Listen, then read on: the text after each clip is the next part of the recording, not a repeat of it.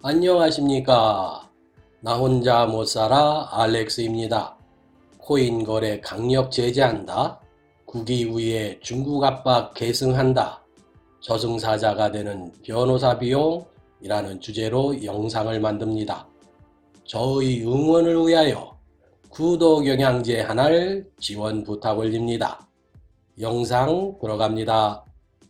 곧 코인 거래에 대한 강력한 제재가 있을 것입니다. 중국에서의 코인 거래 단속 발표에 이어서 미국 정부가 코인 거래에 대한 우려를 이미 표명했고, 그리고 테슬라 자동차 CEO 일론 머스크의 장난질로 인하여 코인 시장이 요동치면서 6만 8천 달러까지 상승했던 비트코인의 가격이 현재는 3만 6천 달러 선에 거래되고 있습니다. 무려 약 4만 달러가 하락한 것이죠. 그리고 코인을 제도권 안으로 끌어들여야 한다는 미국 금융 전문가들의 의견이 발표되면서 조만간 제도권으로 편입될 것이라는 분석도 나왔었습니다. 하지만 그보다는 일정 기간 동안 강력한 거래 제한이나 예정보다 빨리 제도권으로 편입시킬 듯 합니다. 그 이유를 짧게 설명하겠습니다. 몇 년 전부터 비트코인이 마약 밀거래, 총기류 밀매 등 검은 자금으로 흘러다닌다며 강력한 단속이 필요하다고 지적되어 왔습니다. 그런데 조만간 코인 거래를 일정 기간 중단시키거나 신속하게 제도권으로 끌어들이는 행정명령이 내려질 듯 합니다. 바이든 대통령은 최근에 해킹으로 인하여 정부 기관과 민간 기업이 위험에 처하자 특별조사 지시를 내렸고, 언제나 그렇듯 정부로부터 이런 발표가 나오면 시차를 두고 액션이 나오는 것이 순서죠. 그런데 이번에는 정부의 코인 제재 액션이 매우 빨리 나올 듯 합니다. 왜냐하면 최근 몇 년 사이에 미국의 민간 기업이나 공공기업, 그리고 정부기관을 해킹하여 돈을 요구하는 랜섬웨이가 증가하고 있습니다. 올해 들어서 예년보다 30% 이상 증가한 상태입니다. 미국 사법기관에서는 해킹에 대하여 이미 조사를 해오고 있었기 때문에 빠르면 다음 주 중, 늦어도 이달 말인 6월달 안으로 지금까지 코인 관련 대책 중에서 가장 강력한 코인 거래 제재 행정명령이 나올 것입니다. 코인과 같은 투기성 투자자들은 마음의 여유를 갖지 못하죠. 그래서 생각이 좁아집니다. 자신이 들은 정보가 가장 정확하다고 생각하죠. 더 큰 문제는 자신이 알고 있는 정보가 정확하다기보다는 정확해야 한다고 단정해버리는 겁니다. 말하자면 자기가 듣고 싶은 것만 듣고 또 들으려고 합니다. 그러면 이익을 창출하는 것보다는 피해가 증가하는 경우가 훨씬 많습니다. 건물은 큰 기둥이 무너지면 보조 기둥들이 힘없이 차례로 무너지는 법이죠. 그리고 결국 건물은 붕괴되기 마련입니다. 그리고 코인 거래에 대한 이전의 어떠한 충격보다도 가장 강력하고 충격적인 것이 될 것이기 때문에 이번에 나올 코인 거래 제한이나 또는 거래 단속이 얼마나 긴 기간 동안 실시될지 가늠하기조차 어렵습니다. 따라서 지금 현재의 코인 거래는 매우 위험한 시기라고 말할 수 있습니다. 개인적인 아집보다는 흐름을 파악하고 대처하는 코인 투자자분들의 지혜가 필요할 때입니다. 조 바이든 대통령이 6월 3일 중국 방위산업체 및 기술기업에 대한 미국 국민과 기업체가 주식 거래를 통한 투자를 금지하는 행정명령을 발표했습니다. 바이든 대통령은 방위산업이나 감시대상 기술 분야와 관련이 있는 것으로 의심되는 59개 중국 기업의 상장 주식이나 유가증권에 대하여 미국 기업이나 개인이 매매할 수 없도록 명령했습니다. 이로써 중국 체제 분열을 목적으로 하는 미국의 정책이 또 한 가지 추가된 셈이죠. 하지만 이번 정책은 바이든의 독자적인 아이디어는 아닙니다. 그래서 저 개인적으로 바이든의 정책을 좋아하는 것인데요. 선거 유세 기간 동안 트럼프가 바이든을 얼마나 괴롭혔습니까? 특히 가족 문제, 즉 헌터 바이든을 들먹거리고 바이든의 깊은 상처를 후벼파면서 바이든을 괴롭혔던 트럼프였습니다.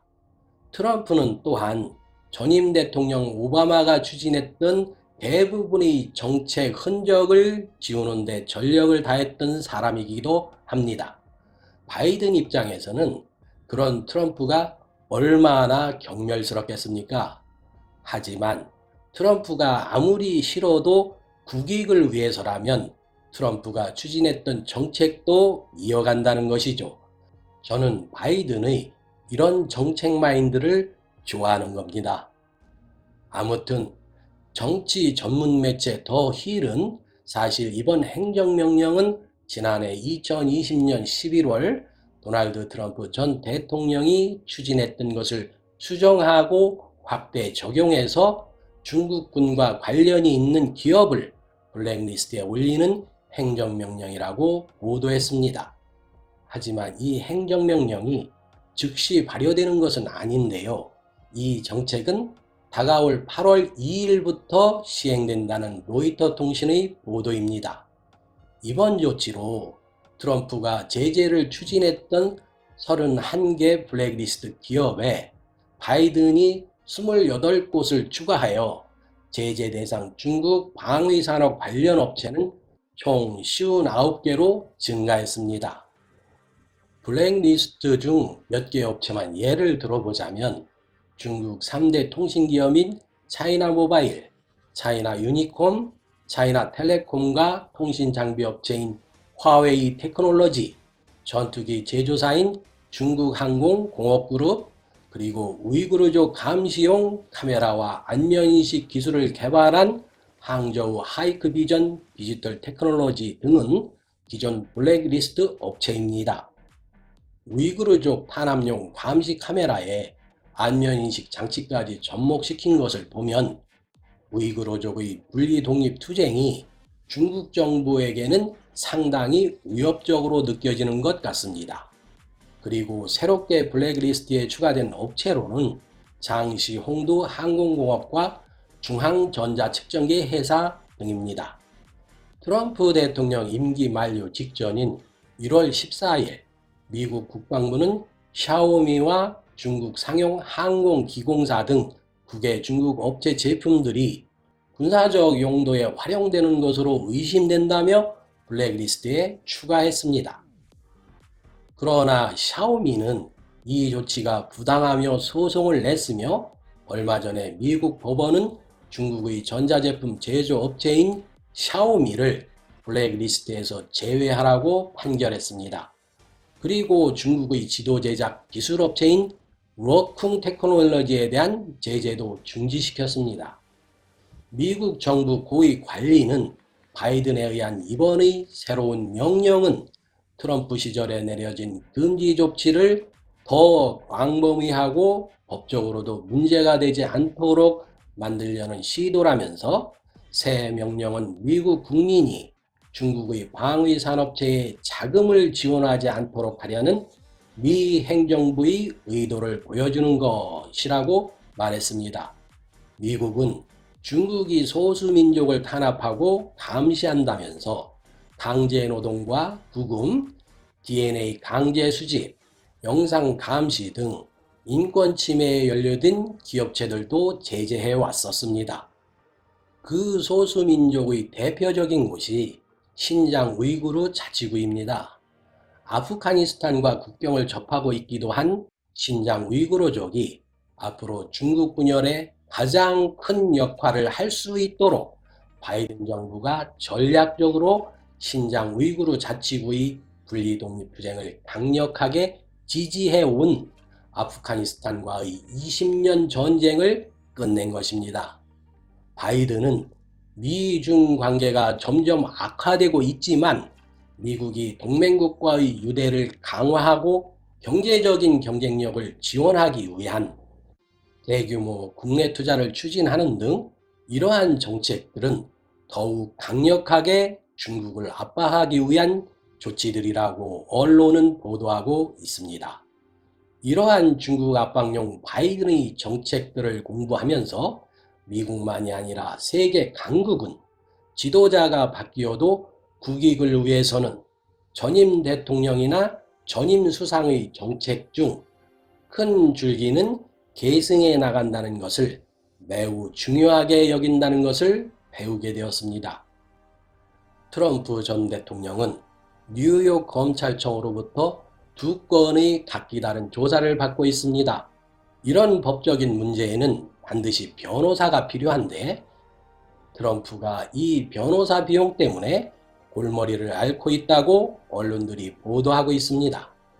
뉴욕 법무장관실은 트럼프 그룹의 자금 운용과 관련하여 주법 위반 여부에 대한 형사조사를 실시하고 있다고 발표도 했습니다.